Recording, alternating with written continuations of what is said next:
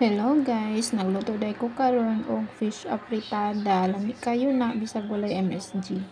Karon guys, atong i-marinate ang atong isda nga tanigi. Gikuha din ako ang mga itom-itom ana guys kay para lami siya lang taon nga wala siya itom.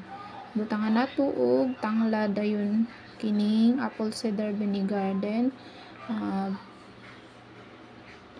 paprika powder, cumin powder, turmeric powder, tapos onion powder, dayon isunod na po nato ang kining black pepper powder. Mura na siya ang pang-marinate nato. Ato dayon ukay-ukayon, then ako din ang gibutang sa ref guys pag humana ko og marinate na para mo absorb tanan.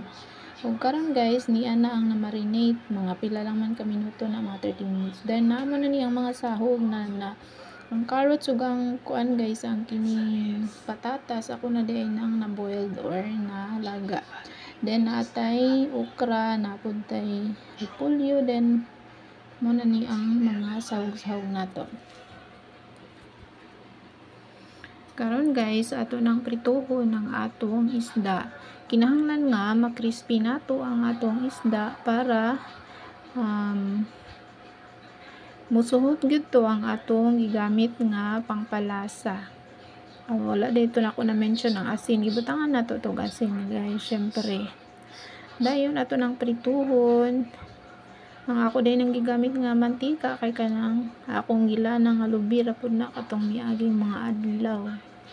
Dayon samtang nagprito ako nang gi-blend ang ato ang ahos, gamay nga kamatis ug gamay nga mga upat ka buok nga kining garlic. Siguro na to nga ma-blend kay kung ma-blend man gud gana nga spices gay lami ato ang luto. Karon naprito naman ako, naluto na ang atong pinirito, so karon mag-proceed na ta sa atong padayon sa atong pagluto sa ato ang fish apritada or afritada. Gibutangan din ako og oil, dayon gibutang na nako ang ato ang na-blend nga pangpalasa nato nga onion, ahos ug kamatis. Akong siguroon nga wala joy mabilin sa ato ang blender kay sayang man pud ang katas guys.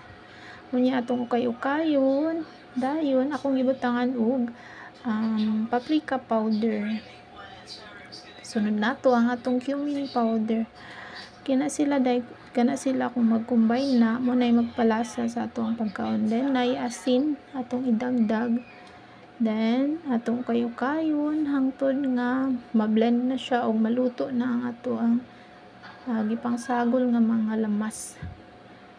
Karon guys, ato nang ibutang ning naa din green peas gay wa ko naka-mention. So ang green peas laga na tanan para humok na og ready na nato lutoon ug dali na lang pud ang atong pagluto. Gibutang na pud nako ang atong okra. Diapilan din ako nag-okra guys kay lami man ang okra good pang pandanlog sa tiyan ba.